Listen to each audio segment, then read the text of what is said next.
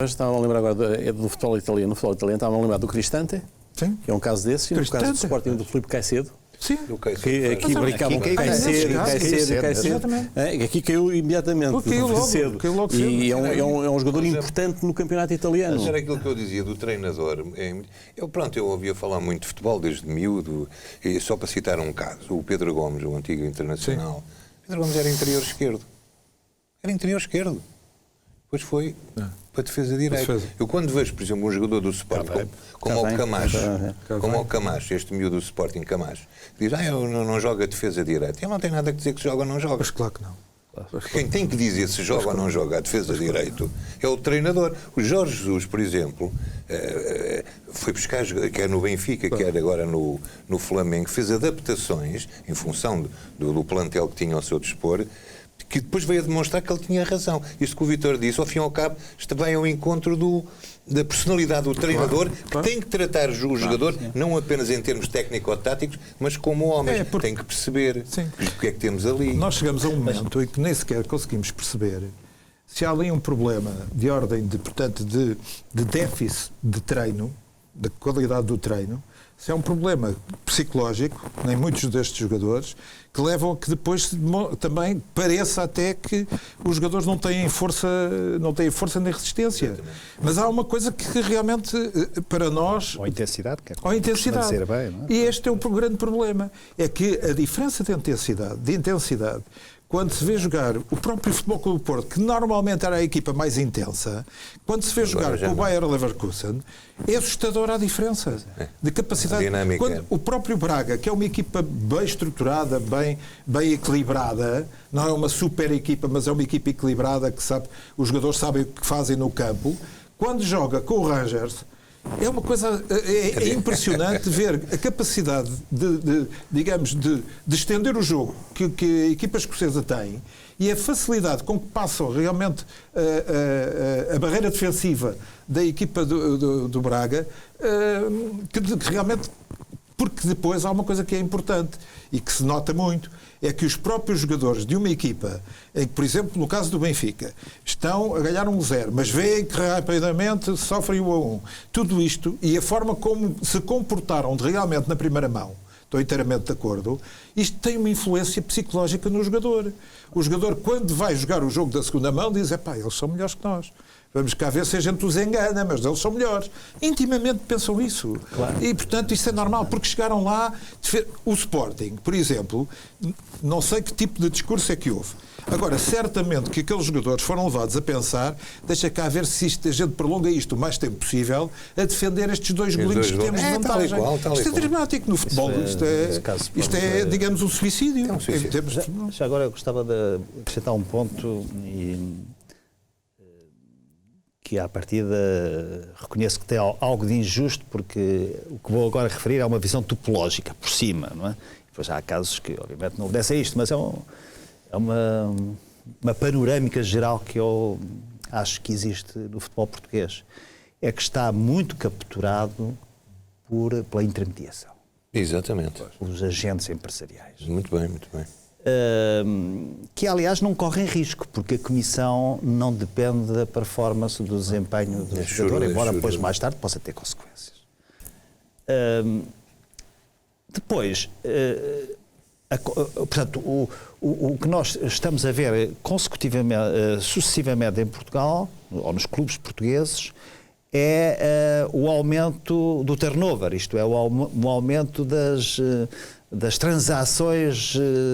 O mesmo jogador, durante o seu percurso, passa por uma série de contratos e, obviamente, há um beneficiário último.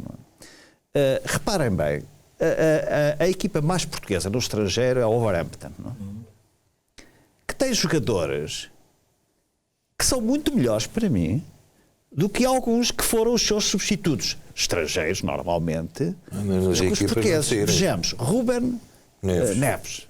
Diogo Jota. Há bocado disseram Jiménez.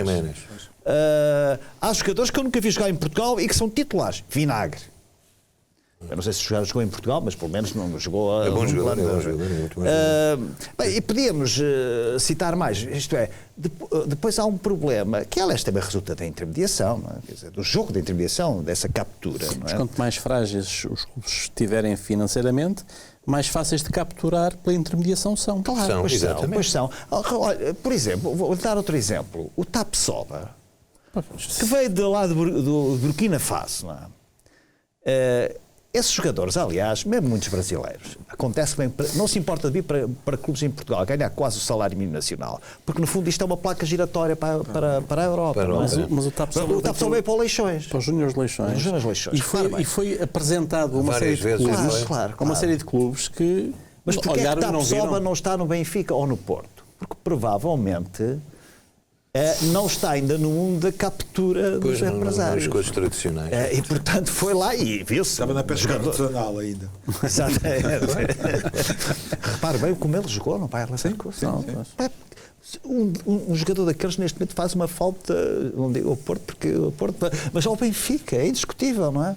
Mas nós temos no futebol, repito, em parte por esta razão que acabei de referir, não só uma sociedade das nações, que é mais difícil até de gerar coesão de homens, não apenas de artistas e de jogadores de futebol, mas de homens, não é? Mas temos, quer dizer, estamos a exacerbar a nossa natural tendência de xenofilia, ou seja, de que o que é bom não é o nacional, mas é o estrangeiro, nas equipas. Com a maior das facilidades, nós trocamos um bom jogador português por um jogador sofrível estrangeiro. Isso está-se a ver constantemente. Há bocado falávamos da formação. Eu sou daqueles que acho que a formação é um dos ingredientes para um bolo final. Não é a cereja, nem é o elemento essencial. Mas é um bom lastro. É um bom lastro. Mas o que nós temos verificado... E não estou a criticar isso, porque os clubes vivem de dinheiro e de situações económicas melhores, mas a formação tende a ser apenas um fator da exportação. Pois é, António, mas o problema é que nos nossos clubes, aquilo que nós verificamos é que não há projetos desportivos. Criar uma equipa forte não é o objetivo. O objetivo é criar modelos de negócio. Sim. E há a tal questão do tempo. Da paciência do tempo que falava. Eu escrevi aqui uma nota, porque lembro-me perfeitamente num restaurante em Lisboa ter-lhe dado os parabéns, porque foi um empresário, e para mais era contra os meus interesses clubísticos, que ele era o empresário fundamentalmente do Benfica e não era um empresário do Sporting, pronto.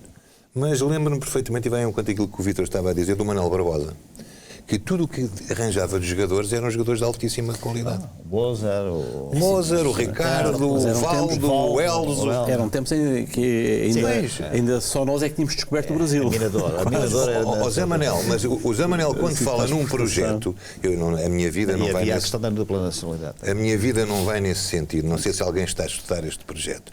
Mas há um projeto que já me está aqui a bater já há uns tempos, que acho que deve ser extremamente interessante, que é o projeto do Red Bull. Que tem a ver com o Leipzig, que tem a ver com o Salzburgo, tem a ver com outras equipas. Porque é um projeto que assenta, eu vi pela primeira vez, apercebi-me pela primeira vez na final da Youth League entre o Benfica e o Red Bull. Salzburgo Red Bull, e apercebi-me que havia ali qualquer coisa de muito palpável, muito consistente, precisamente. Ou seja, mas já reparou que os senhores da Red Bull, que vendem uma bebida energética... Exato. São fantásticos gestores de desporto.